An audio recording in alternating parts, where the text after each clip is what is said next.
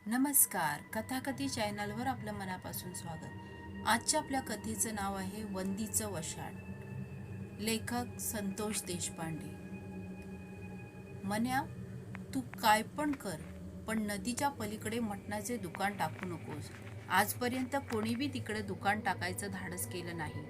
ज्यांना कोणी धाडस केलं त्याला लई वेगळा अनुभव आले आहेत. दोघांनी चांगली मोठी मोठी 10,000 रुपये घालून हॉकी टाकली. ज्या दिवशी उद्घाटन त्याच्या दुसऱ्या दिवशी खोकं गायब. सुकन्या, मला सगळं माहीत आहे. नदीच्या पलीकडे चोरट्यांची वस्ती आहे. ती त्यांच्या एरियामध्ये कोणाला कोणता धंदा करू देत नाही. मी नुसतं दुकान टाकणार नाही, मी जागा एकच घेऊन त्या ठिकाणी ढाबा टाकणार आहे. माझं मटणाचं दुकान आणि माझ्या दुकानात न घेतलेलं मटण लोक माझ्याच ढाब्यावर शिजवून खाणार. डबल धंदा. मागच्या बाजूला शेतामध्ये बोकडाचं पालन. मग काय, पैसाच पैसा. तुला मी विचारलं तेवढं काम कर. तू मारत्या आणि विक्या माझ्या मदतीला येणार का? कारण धाबा चालवायचं म्हटल्यावर एकट्या दुकट्याचं काम नाही. नाम्या म्हणाला, मन्या, तू म्हणतोस तसं तुझं प्रपोजल चांगलं आहे रे, पण तुला त्या जागेबद्दल, तिकडच्या भागाबद्दल काहीच माहिती नाही. माझा चुलता त्या जकात नाक्यावर काम करत होता. 3 रस्त्याला जकात नाका आहे ना, त्या नाक्यावरती काम करत असताना त्याने लई विचित्र गोष्टी ऐकल्यात बघ. कसं सरकारी काम होतं, त्याला सोडवत पण नव्हतं, परंतु त्याने मला लई गोष्टी सांगितल्या आहेत. नदीच्या पलीकडचा एरिया तुला कसा वाटतो? तसा नाही. चोरट्यांचा सुळसुळाट असता तर पोलिसांनी बंदोबस्त केला असता. ती जागाच वेगळी आहे. आजपर्यंत नदीच्या पलीकडनं त्या 3 रस्त्यावरून कुठल्या बी माणसांना मटण पिशवीमध्ये आणलंय आणि तो सुखरूप पोचलाय असं कधी बी झालं नाही. बरोबर 3 रस्त्याजवळ त्या पिंपरीच्या बनामध्ये, तिथल्या गर्द झुडपामध्ये माणूस गायबच होतो. एकदा गेला की परत सापडतच नाही. 4-5 दिवसांनी नदीच्या कडेला पाण्यामध्ये त्याचं प्रेत वाहून येतं. ज्या ठिकाणी त्याचं प्रेत सापडतं त्याच्या कडेला मोठं मडकं सापडतं आणि त्यात वशाट सापडतं. वशाट म्हणजे मटण. कितीतरी लोक गायब झाले आहेत आणि नदीच्या पलीकडच्या किनाऱ्यालगत मेलेल्या अवस्थेत सापडलेले आहेत. एका वेळेला तर दोघे आणि तिघे सुद्धा मेलेले माणसं सापडली आहेत. गप लगा नाम्या. किती तर अजून त्या बांधाऱ्यावर दारू प्यायला जातीत, नदी पलीकडे मटणाची पार्टी करतात. फुल दारू पिऊन त्या पलीकडच्या दगडी किनाऱ्याच्याकडून पाय घसरून पडतात, पाण्यात बुडून मरतात. वर्षातून 1-2 घटना घडतेच. त्याला तुझा काका रंगवून भूताचं स्वरूप देतोय. मला तर या गोष्टीबद्दल खूप तिटकारा आहे. काय जरी झालं तरी मी नदीच्या पलीकडे त्या 3 रस्त्याच्या पिंपरीच्या पानाच्या थोडं जवळ लागून 8 गुंठ्याचं रान पाहिलं आहे. जेमतेम 20,000 रुपये न गुंठा जागा मिळते. 2-1 लाख रुपये पाठीशी आहेत. ते गुंतवणार आणि मस्त ढाबा टाकणार. तुम्ही माझ्याबरोबर यायला तयार आहात?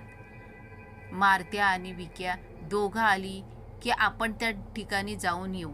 उद्याच त्या ठिकाणी जागेची पाहणी करून मी भट्टी बनवून घेणार आहे. मला खात्री आहे तुम्ही 3 जर असलात तर मला बाकी कोणाची गरज नाही. 2 बायका स्वयंपाकाला बघायच्या. रात्री 10 वाजेपर्यंत मस्त स्वयंपाक बनवून झाला की त्यांना रिक्षेमध्ये द्यायचं पाठवून. जर तुम्हाला तिथं काय अडचण आली तर मी त्या ठिकाणी राहण्यासाठी मोठी खोली बांधणार आहे. मग काय, उद्या येताय ना माझ्याबरोबर? नाम्या म्हणाला, नक्कीच आलो असतो रे, पण अगोदर त्या मारत्याला आणि विक्याला येऊ दे. तेवढ्यात मारत्या आणि विक्या दोघे पण त्या ठिकाणी आले. विक्या म्हणाला, काय चाललंय नेमकं? तू जमीन घेतली म्हण नदीच्या पलीकडे? मन्या म्हणाला, ओय, त्याबद्दलच बोलत होतो. असं? किती दिवस आपण दुसऱ्यांच्या दुकानात काम करायची. 2-1 लाख रुपये पडून होते माझ्या वाटणीचे म्हणून नदीच्या पलीकडे 3 रस्त्याच्या लगत पिंपरीच्या वनाला लागून जमीन घेतली आहे. त्या ठिकाणी मस्त ढाबा टाकणार आहे. त्या ठिकाणी तुम्ही लोक माझ्या मदतीला असणारच आहे. तुम्हाला जी काय लागेल त्यांची सगळी सोय करणार आहे. विनूची रिक्षा रात्रीच्याला ठरवून ठेव. 2 बायका स्वयंपाकाला येतील. स्वयंपाक झाला की रात्री 10 वाजता त्यांना सोडायचं. जास्ती उशीर झाला तर मागं खोली बांधणार आहे, तिथंच मुक्काम करू. आपल्या या सगळ्या भागांमध्ये कुठंच असा आरामशीर ढाबा नाही. कोण म्हणतं कितीतरी वर्षांपूर्वी कोणतरी एक बाई तिच्या वस्तीवरती मटणाचे जेवण बनवून देत होती. त्या बाईच्या बाबतीत काहीतरी घटना घडली आणि आपल्या गावातल्या कुठल्या बी माणसाने धाबा टाकायचं धाडस केलं नाही. आता आपण कोणाचं वाईट केलं नाही. मला वाटतं आपल्यासारख्या तरुण माणसांनी असं भीती बाळगून न राहता भविष्याच्या दृष्टिकोनातून काहीतरी विचार करायला हवा. मारत्या म्हणाला, नाम्या काय म्हणतोयस? त्यो तयार असला तर आमच्या दोघांचं काहीच म्हणणं नाही. विक्या, मी तुझ्यासाठी एका पायावर तयार आहे. तेवढ्यात नाम्या म्हणाला, मी सांगतोय नव्हं, त्या ठिकाणी नको, दुसरीकडे आपण ढाबा वगैरे टाकू. ती जागा बाद आहे. कितीतरी लोकांनी सांगितलं आहे. माझा चुलता मला सांगतो की त्या 3 रस्त्याला तिन्ही संध्याकाळ नंतर कोणी बी जात नाही आणि आपल्या ढाब्याकडे जेवायला लोक कशी काय येतील? तेव्हा मण्या म्हणाला, तुला माहीत आहे ना, माझ्यासारखं मटण कोणच बनवत नाही. मी मटण शिजवण्यासाठी पाणी वापरत नाही. मटण कसं नुसतं मसाल्यावर कांद्या, लसूण, टोमॅटो याच्या केलेल्या ग्रेव्हीवर मी शिजवतो. खडा मसाला नुसता मटणामध्ये मुरला जातो. तुम्हाला या गोष्टी मी सांगायची गरज बी नाही. आज पतूर तुम्ही आमच्या हातचं टेस्टी मटण खाल्लं आहे का? विक्या म्हणाला, होय रे मन्या, तुझ्यासारखी चव कोणाच्या बी हाताला नाही. तुझ्या ठिकाणी हॉटेल टाकशील, ढाबा टाकशील, त्या ठिकाणी माणसांची रांगच लागणार आहे. पण म्या काय म्हणतो त्या बाबतीत जरा विचार कर. काय बी नाही रे, त्या तिकडे 3 रस्त्याच्या पलीकडे 10-12 जणांची वस्ती आहे. त्या वस्तीमध्ये सगळे चोरटी टाळकीया राहतात. कोणी काय ढाबा टाकला, कोणी काय खोकं टाकलं तर रात्रीतनं गायब करतेत, फोडतेत, नुकसान करतेत. दुसरं काय बी नाही. त्यांच्या एरियामध्ये कोणी येऊ नये, त्यांना धंदा करू नये म्हणून सगळं चाललं आहे बघ. मण्यांचं हे बोलणं ऐकून नाम्या, विक्या आणि मारत्या तिघेजण म्हणाले, आपण ढाबा 10 वाजताच बंद करू. 10च्या नंतर थांबायला नको. मण्या म्हणाला, गिराईक जेवण करताना ढाबा बंद करून निघतो येतो का? अरे मित्रांनो, तुम्ही काय बी कसं काय बोलताय? एखाद्या धंद्यामध्ये पडायचे म्हटल्यावर सगळ्या गोष्टींची तयारी पाहिजे. मी आहे ना, सगळं गुंतवायला. मला फक्त मनुष्यबळ पाहिजे. तुम्ही तिघे जण असला तरी मला कशाची बी भीती नाही. आम्ही 4 मिळून 1 नंबर ढाबा चालू. तुमचा बी वाटा मी देईनच की. मारत्या म्हणाला, नाम्या, लय आडेवेडे घेऊ नको. आपला दोस्त आपल्या भवितव्याचा विचार करून काहीतरी चांगलं करतोय. त्याला साथ देणं आपलं काम आहे. मला तर या गोष्टीमध्ये काय बी चुकीचं वाटत नाही. आपण 4 असल्यानंतर कुठल्याही गोष्टीची भीती नाही. तसंही माझ्या मावशीकडे देवीची परडी आहे. देवीचं कुंकू मस्तकाला लावलं की काय बी होत नाही बघ. विक्या म्हणाला, सगळेजण मिळून एका दिलाने काम करू. कुठल्याही गोष्टीला घाबरून जाण्यात काहीच रस नाही. तू म्हणतोयस ना मन्या, आम्ही उद्या त्या ठिकाणी जायला तयार आहे. फक्त बायका कोण बघणार आहे तेवढं सांग. अरे बचत गटाची बाई नाही का मंदाताई आणि कुंदाताई, या दोघींसारख्या भाकऱ्या कोण बनवतं? त्या दोघींनाच आपल्या मत्तीला घेऊन जायचं. दुसऱ्या दिवशी 4घेही मिळून त्या ठिकाणी पोचले. बऱ्यापैकी डागडुजी करून सर्व व्यवस्थितरित्या नियोजन करण्यात आले. पिंपरीच्या बनापासून पुढे गेल्यावरती 4घेही मिळून अगदी व्यवस्थित पद्धतीने निरीक्षण करत होते. दिवसभर 2-3 गडी लावून स्वच्छतेची कामं करण्यात आली. त्यानंतर तेथील भागांमध्ये सिमेंटचे आयते तयार केलेले पिलर रोवण्यासाठी त्यांनी खड्डे खणायला सुरुवात केली. तेव्हा एकेका खड्ड्यामध्ये पहार खोदण्यासाठी मारल्यानंतर पहार वरचे बाजूला आल्यावर खालून त्या पहारीला रक्त लागलेले दिसू लागले. पहारीला रक्त हा प्रकार पाहिल्यानंतर नाम्या मोठ्याने ओरडला, मी सांगत होतो या भागामध्ये काय करायला नको, परंतु मन्या तू काही केले ऐकत नव्हता. बघ, या ठिकाणी ज्या ठिकाणी पार खोदण्यासाठी मारली आहे तिथून खालच्या भागातून रक्त लागलेली पहार वरच्या भागात आली. पहारीला लागलेले रक्त पाहून सर्वजण घाबरले. तेथे काम करणारा गडी म्हणाला, खाली काय तर पुरलं असेल, जुन्या काळातील जमीन आहे, एखादं मडं वगैरे असेल किंवा नुकतंच मिळालं एखादं जनावर असेल. एवढं घाबरून जाण्यासारखं काही नाही. त्यांनी व्यवस्थित खड्डा खणून पाहिलं तेव्हा आतमध्ये मेलेल्या प्राण्याचं प्रेत होतं. 8 दिवसापूर्वी मेलेला प्राणी असावा. त्याचा कुजलेला वास येऊ लागला. त्यानंतर सर्वजण नाम्यालाच खुळ म्हणू लागले. काही झालं की तू लगेचच तुझं तुणतुणं वाजवायला सुरुवात करतोस. आता काही झालं तरी मागे हटायचं नाही. अशी चर्चा करत सर्वजण त्या ठिकाणी धाब्याच्या तयारीसाठी सर्व साहित्य अगदी व्यवस्थित पद्धतीने लावत होते.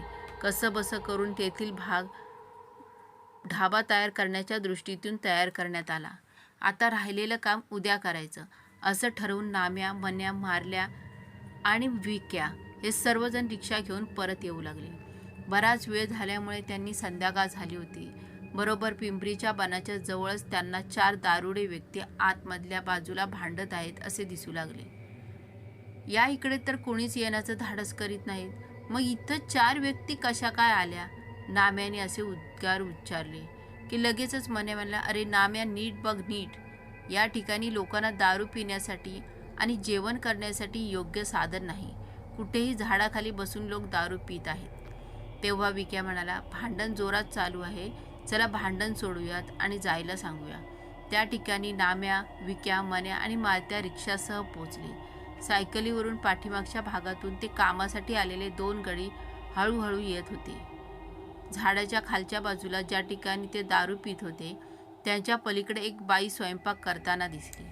पातेल्यामध्ये शिजवण्यासाठी पदार्थ ठेवले होते. बहुधा मटण शिजत होतं. हे 4ही जण रिक्षावाल्यासह त्या ठिकाणी पोचले आणि म्हणाले, काय चालले आहे? कशासाठी भांडत आहात? त्या दारुड्या व्यक्तींपैकी एक काळसर रंगाचा उंचापुरा व्यक्ती होता.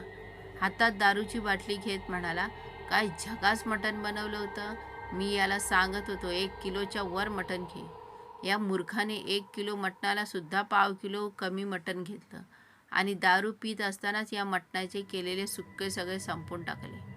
आता इथून एवढ्या लांब पुन्हा गावात कोण जाणार? कोण मटण घेऊन येणार? तोपर्यंत सगळी नशा उतरून जायची. तेव्हा मन्या म्हणाला, या एवढ्या आडणामध्ये या झाडाच्या बाजूला तुम्ही कोण मटण शिजवून देत आहे? तेव्हा त्यांनी आमच्याकडे बघून हसायला सुरुवात केली. अरे लेकरांनो, तुम्ही येडाबिडा आहे काय? या गावात राहत असून तुम्हाला वंदी आयत्या माहिती नाही? तिच्यासारखं मटण या अख्ख्या गावात कोणच बनवत नाही. मन्या म्हणाला, मी केवळ नाव ऐकून आहे, कधी चव चाखली नाही. अरे मग विचार कसला करताय? तुम्ही या रिक्षांना आले आहात ना, जा 2 किलो मटण घेऊन या. या ठिकाणी दारू भरपूर आहे परंतु मटणच नाही. तुम्हाला चांगला शिनवटा घालवतो. त्या काळसर उंचापुऱ्या व्यक्तीला पाहिल्यानंतर तेथील बाकीचे 3घेही जण आमच्याकडे पाहत म्हणाले, बघा ना, हा भांडत बसला आहे. दारू पित असताना स्नॅक्सला काय किती खावं याला काही कळतच नाही. आता त्या वंदी आत्याकडे असलेलं एक कोंबडं आहे, त्या बिचारीने ते कापून शिजायला ठेवले. मन्या, विक्या सर्वजण अगदी व्यवस्थितरित्या पिंपरीच्या झाडाच्या पलीकडे चुलीवर मटण शिजणाऱ्या वंदी आत्याकडे पाहू लागले. तिचा चेहरा अजिबात दिसत नव्हता. तिने डोक्यावरून पदर घेतला होता, परंतु वास इतका सुंदर येत होता, जणू काही आत्ता लगेचच जेवायला बसावं. त्या चुलीवरच्या बाजूलाच लागून दुसरी एक चूल होती. त्या ठिकाणी तव्यावरती ती भाकऱ्या थापून गरम करत होती. तो काळसर धिप्पाड व्यक्ती मान्याकडे पाहत म्हणाला, अरे लेकरांनो, नुसती चर्चा करणार का? तुमच्याकडे रिक्षा आहे म्हणून बोललो. जाऊ 2 किलो मटण घेऊन या, निदान जेवायला मजा तरी येईल. मन्या नाम्याला आणि मारत्याला म्हणाला, या रिक्षावाल्याला घेऊन जावा आणि चांगलं 2 किलो मटण घेऊन लगेच परत या. आज घरी जेवण्यापेक्षा या ठिकाणीच जेवावं म्हणतो. मन्याच्या या बोलण्यावरती लगेच तयारी दर्शवत विक्या मन्याला तयार झाले. आता शिक, तिन्ही संध्याकाळ होऊन गेली आहे, थोडा अंधार पडला आहे, नाहीतर तुम्ही मटण घेऊन येईपर्यंत मध्यरात्र व्हायची. तेवढ्यात तो काळसर धिप्पाड व्यक्ती म्हणाला, मी आहे ना, मी जगू, तुम्हाला काय बी कमी पडू देणार नाही. एका कोंबड्यावर त्यांचं भागलं. 3घांचं तुम्ही जर मटण आणलं तर मी तुमच्याबरोबर जेवायला बसेन. जावा, लवकरात लवकर जाऊन मटण घेऊन या. विक्या, मारत्या आणि नाम्याला म्हणाला, लवकरात लवकर जावा आणि रिक्षा फास्ट चालवा. तेव्हा रिक्षावाल्यासकट ते दोन्ही व्यक्ती मटण आणण्यासाठी निघाले. नदीवरचा रस्ता पार करून कुर्बानच्याच्या मटणाच्या दुकानातून 2 किलो मटण घेतले आणि लगेच परत वळले. नदीच्या अलीकडे थोडा अंतर आल्यानंतर सायकलवरून येताना कामावरले 2 गडी दिसले. ते आतमध्ये त्यांच्या घराकडे वळू लागले होते. तेवढ्यात मारत्या म्हणाला, "अरे पैलवानांनो, कुठे चालला आहात? चला, मन्याने बेत सांगितला आहे. जेवण करून जावा, दमला असाल, उद्या परत कामाला जायचं आहे." ते दोन्ही गडी एकमेकाकडे पाहत म्हणाले, "आता हिथनं परत सायकल चालवत तिकडे यायचं नाही जमणार. तसं बी संध्याकाळी कोण तिकडे फिरकत नाही. बराच उशीर झाला आहे." जेव्हा नाम्या म्हणाला, "अरे सायकलवर कशाला येताय? चला रिक्षात बसा, आम्ही तिकडेच निघालो आहे." दारू आणि मटण म्हटल्यानंतर ते दोघे गडी तयार झाले. सायकल त्यांच्या घरांच्या समोर झाडाखाली लावली आणि लगेच रिक्षात बसली. बऱ्याच अंतर पार करून गेल्यानंतर पिंपरीचं बन लागलं. पिंपरीच्या बनामध्ये आल्यानंतर त्या दोघांनी नाम्याला विचारलं, "इथं कुठे एवढ्या अंधारात मटणाचा बेत आहे?" तेव्हा नाम्या म्हणाला, "त्यो काय, उजव्या हाताला बघा, त्या पिंपरीच्या झाडाखाली." तेव्हा त्यांनी नीट व्यवस्थित पाहिले. तेथे बरेच लोक झोपलेल्या अवस्थेत दिसले.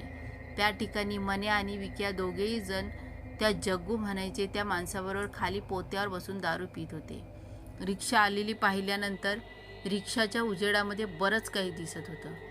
पलीकडे एक बाई भाकरी थापत होती. अर्ध्या तासाचा वेळ संपला होता. 2 किलोमीटर हातामध्ये पिशवी घेतली आणि त्या बाईला नेऊन दिली. त्या बाईनं काही नाही बोलतात पातेल्यामध्ये मटण शिजवायला ठेवलं. अगदी व्यवस्थितरित्या पाहिल्यानंतर नामा म्हणाला, "अहो जग्गू मामा, तुम्ही इथं 4 जण होता ना? मग या ठिकाणी 4 जण दिसताय. तुम्ही 1 जण आणि खाली पडलेला तो दुसरा तुमचा साथीदार, बाकीचे दोघे कुठे गेले?" या सगळ्या प्रकारानंतर मन्या म्हणाला, "तुम्हा या दोघांना पण घेऊन आला काय?" तेव्हा कामाला आलेले 2 गडी सुद्धा म्हणाले, "होय मालक, आता तुमचा ढाबा तयार करायचा म्हटल्यानंतर जरा जास्त कष्टाने काम करतो. तसं बी तुमच्या मित्रांनी आम्हाला पार्टीला बोलवून आमचा चांगला मान ठेवला आहे. आम्ही कामगार गडी असून देखील तुम्ही आम्हाला इथं बोलावलं. लई छान वाटलं बघा." सगळेजण मिळून चवळ्यावरती बसून दारू प्यायला सुरुवात करू लागले. एका पाठोपाठ एक अशा पद्धतीने प्रत्येकजण झिंगत चालला होता. 2 ग्लास दारू पिलं की माणूस आडवा होत होता. मना मात्र दारू पितच नव्हता. मनाने 4-5 ग्लास पिले तरीसुद्धा मनाला काही होत नव्हतं. त्याच्यासोबत विक्या होता, त्यालासुद्धा काही एवढं होत नव्हतं. अंधार भरपूर होत चालला होता. पिंपरीच्या झाडाला एक मोठा कंदील अडकवलेला होता. त्या कंदिलाच्या उजेडामध्ये स्वयंपाकाचे काम चालू होते. कितीतरी वेळ झाला तरी ती बाई भाकऱ्या थापत आहे हे मात्र दृश्य सारखंच दिसत होतं. मारत्या म्हणाल्या, "अरे किती वेळ झालं? त्या उद्या त्या मटण शिजवता येत, मटण शिजतं का नाही?" जवळजवळ सगळ्यांना चांगलीच नशा चढली होती. जग्गू वंदीकडे आत्याकडे जात म्हणाला, "मी ताटं लावून घेऊ का वंदी आत्या?" काहीच बोलली नाही. आता मात्र सगळेजण विचार करू लागले, किती वेळ झालं तरी ती बाई मटण शिजवत आहे आणि आपण दारू पितच बसलो आहोत. हा जग्गू म्हणायचा म्हातारा जागेवरून काही केल्या हटत नाही. हा किती दारू पितो लागली. तिने काहीही न करता सरळ त्या दोन्ही कड्यांच्या पेकाडात लाकडं मारायला सुरुवात केली. तिने जोरात लाथा घातल्या आणि त्या दोघांना तुडवलं. "अरे बापरे, हा काय प्रकार?" जग्गू म्हणाला, "आता इथं न उठायचं नाही. जोपर्यंत हे पातेलं संपत नाही तोपर्यंत कोणी बी उठणार नाही. जर कोणी उठलं तर गड्यांनो, लोकांची हालत बघा." कंदिलाच्या प्रकाशामध्ये दोन्ही गड्यांनी पाहिलं तेव्हा त्याच्या तोंडातून रक्त गळत होतं.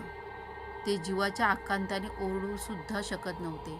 अचानक त्या बाईने असं का केलं हा प्रश्न सगळ्यांना पडला.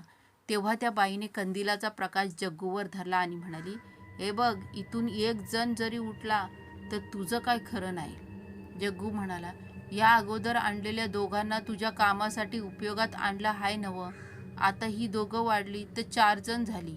आता या राहिलेल्या 4 मित्रांना आणि त्या रिक्षावाल्याला इथून मी उठू देत नाही."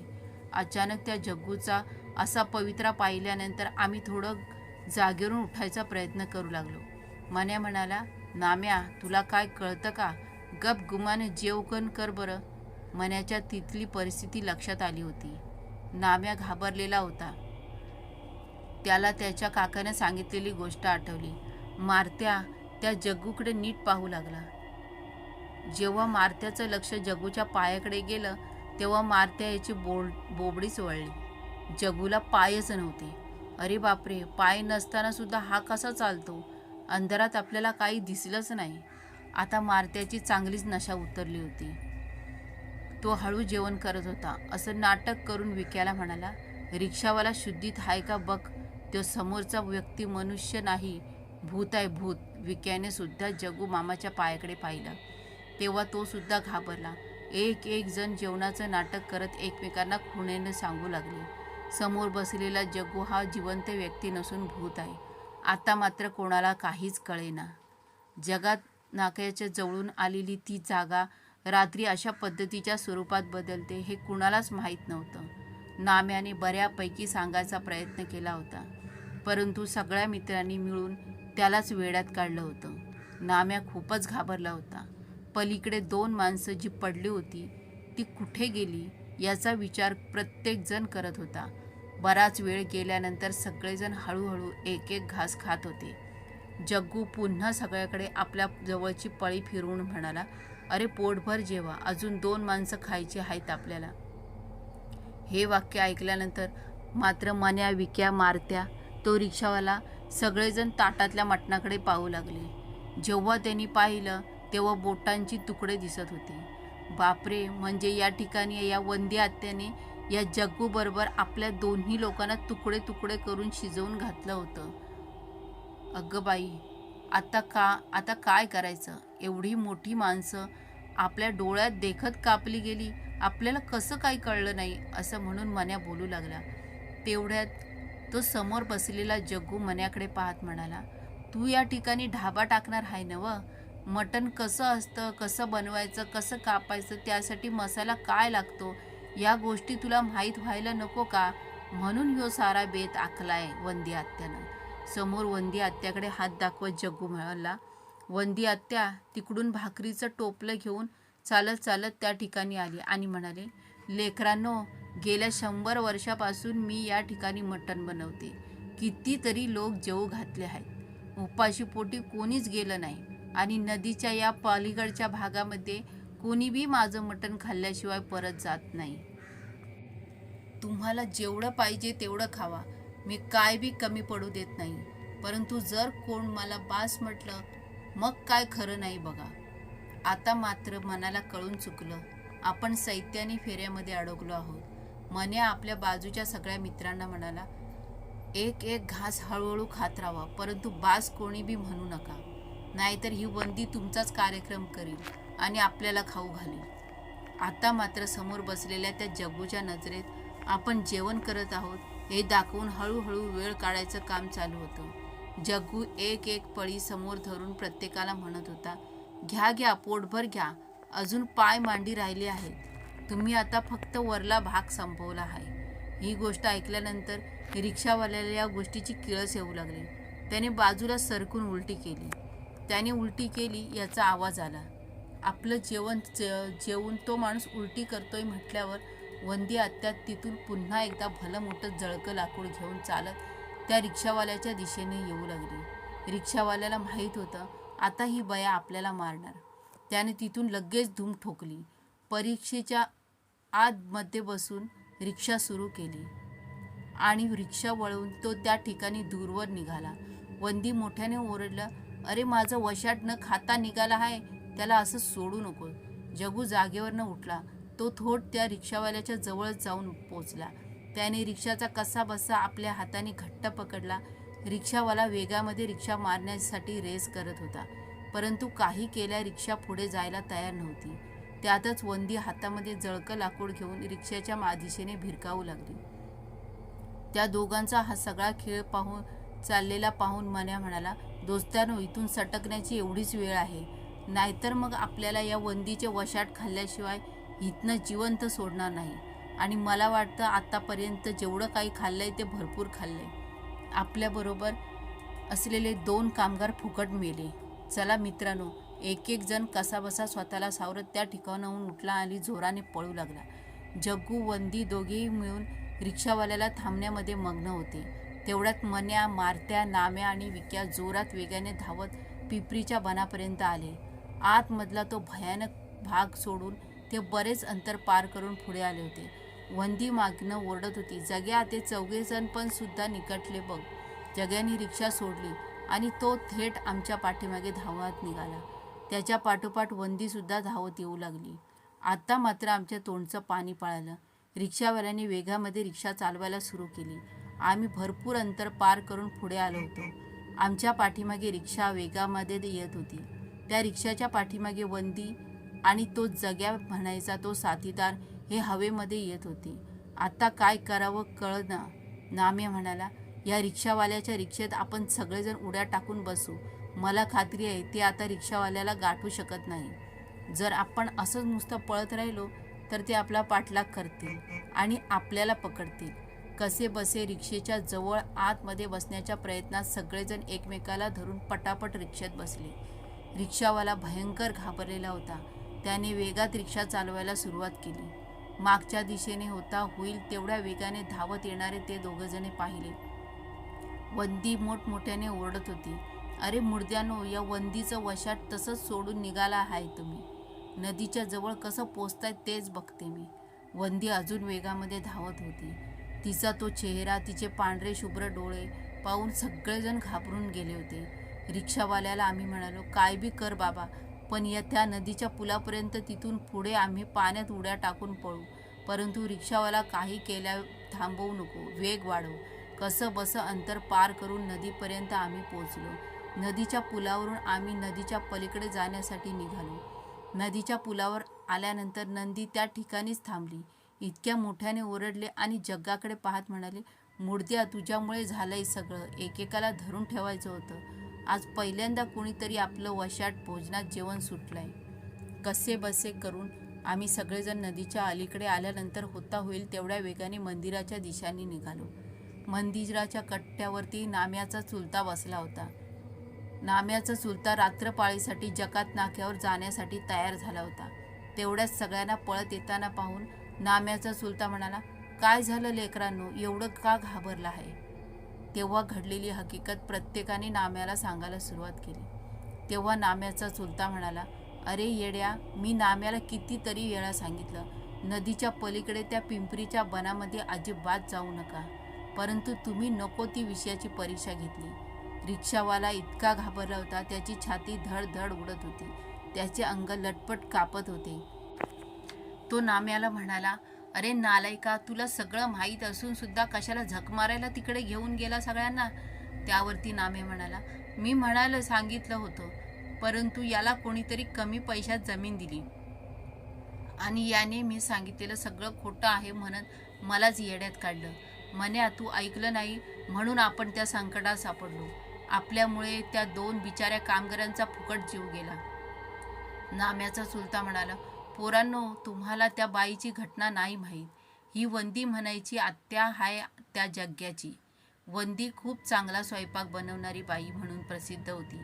इतकं सुंदर मटण बनवायची, गावातले लोक सगळेजण तिच्याकडून बोकड सोडवून घ्यायचे आणि तिथेच जेवण करायचे.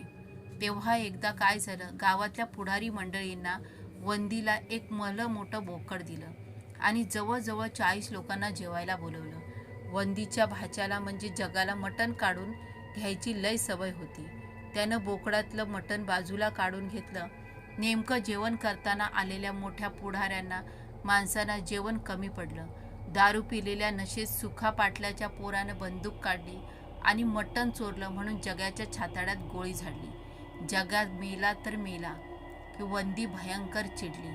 तिने सुखा पाटल्याच्या पोराच्या अंगावर जळकं लाकूड फेकून मारलं.